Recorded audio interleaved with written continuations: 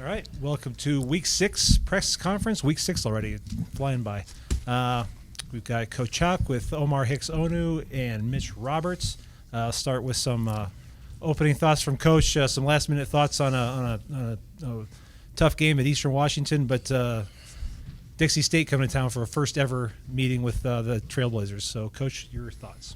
Yeah, certainly we're not pleased about dropping that game last weekend.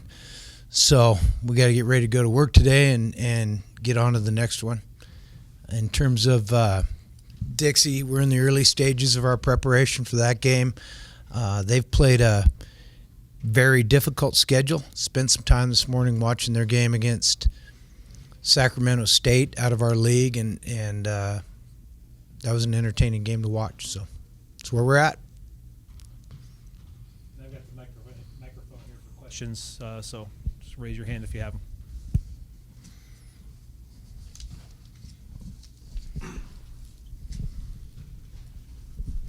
Coach, at the FBS level, oftentimes it takes going undefeated to even get to the point where you want to be in the postseason. Seems to me, at the FCS level, rare to go undefeated. So, in your estimation, what does it take to build off of losses, so to speak? Well, I mean, you got to get back to work and not let anybody beat you twice. It's probably the first thing. And, I mean, everything's still out there. Seasons are long. It's early in the year. We just need to take care of what's in front of us, which is play this week. After reviewing Saturday, anything particular you hope your team cleans up or works on this week? No, we got to coach better. We got to play better. At Blackfoot Communications, our mission is to connect people, businesses, and communities to their networks in Montana and beyond.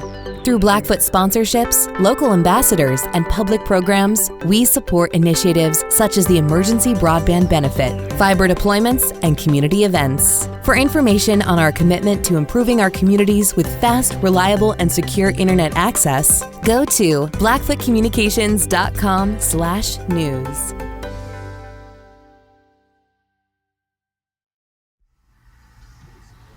Hey, somebody's computer.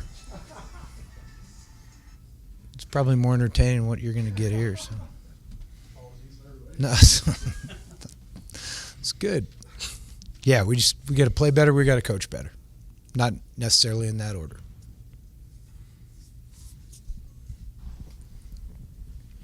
Bobby, you say after a win or a loss, you guys have to move on to the next game.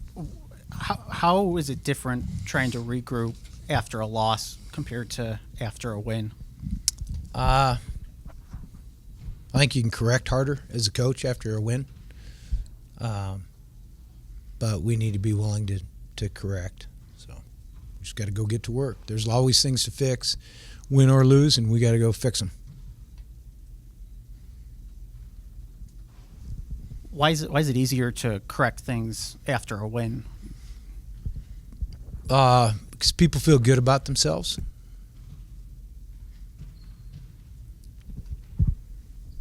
Mitch, what do you think of the dynamic of a team you never played before coming to Missoula, especially after you come off of a homecoming game and then a night game on national TV? What's the dynamic like this week with a team you guys don't know much about coming here?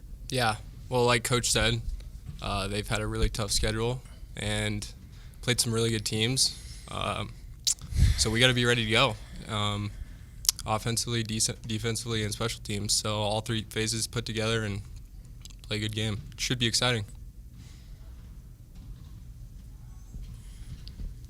Bobby, just kind of after looking back at film and everything like that, offensively, just kind of some of the stalling in the second half. Did you see anything, some areas to clean up on offense in the second half, or anything stand out there?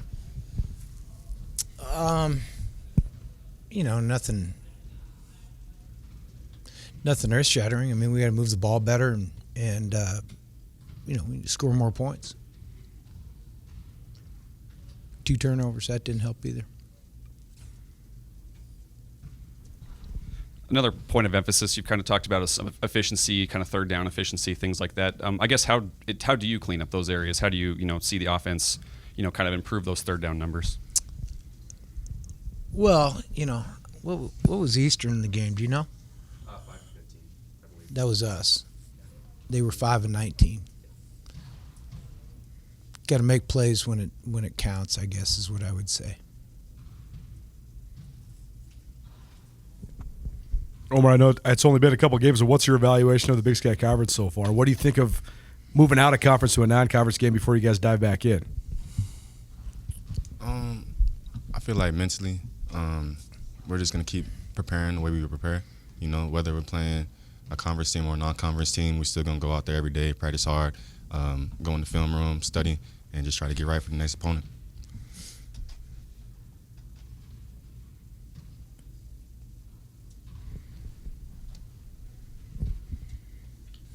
Omar, I guess what's it like? Facing a really good offense early in the season, and then you can kind of learn and grow from that and get better as the season goes on. Yeah, it was fun playing an explosive offense like that.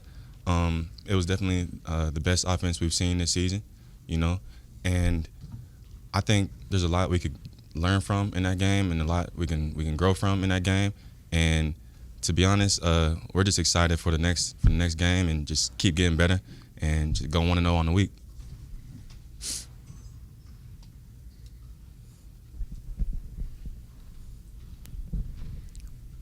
Coach, I know we've talked about night games, but just from a logistical standpoint, how much different is it? Because I'm assuming you guys are doing most of your stuff throughout a given week leading up to practice, and then when practice is over, the day is kind of over. What is it like when you have to play 3 hours after you'd normally end practice? Yeah, I mean, we have class schedules and all that stuff, so it's hard to replicate game times. If you're in the NFL, you can go into a week and practice when you play. That's not how it is for college, because we have to, we register for fall classes in February or March, so we have to have a set practice time where we can get freed up.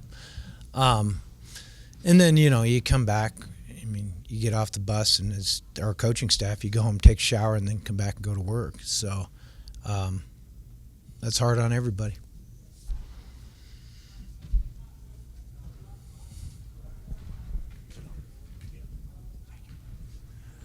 Coach, I know you've used the phrase next man up a lot of times in the 7 years previously that I covered the team, and I thought you could talk a little bit about the job Garrett Graves did.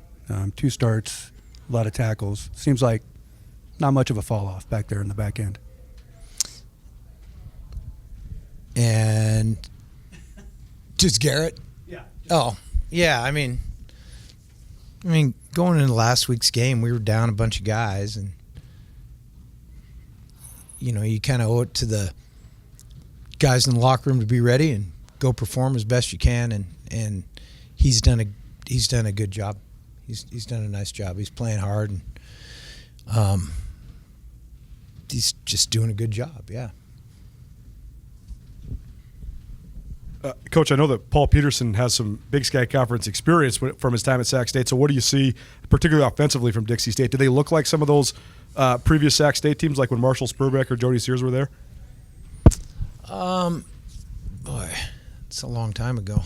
I know what they are. I don't know what the carryover is to Sac State. Hadn't really thought of it that way, to be honest. But they're one back offense. Predominantly one back, one tight end.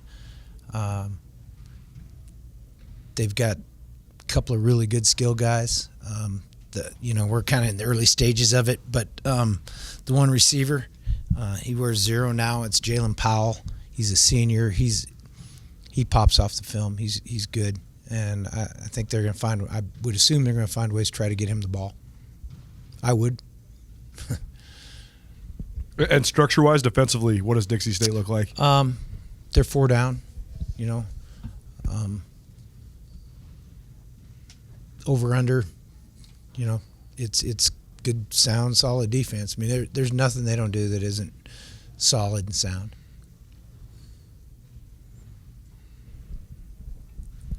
Bobby, I was just curious how you feel about leaving Big Sky play for this game.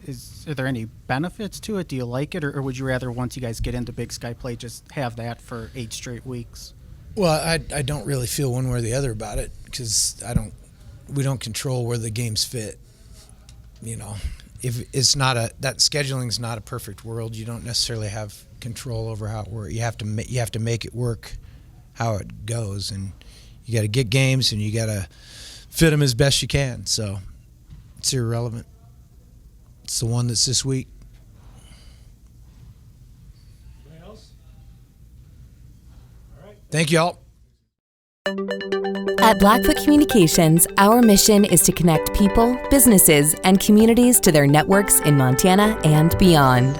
Through Blackfoot sponsorships, local ambassadors, and public programs, we support initiatives such as the Emergency Broadband Benefit, fiber deployments, and community events. For information on our commitment to improving our communities with fast, reliable, and secure internet access, go to blackfootcommunications.com/news.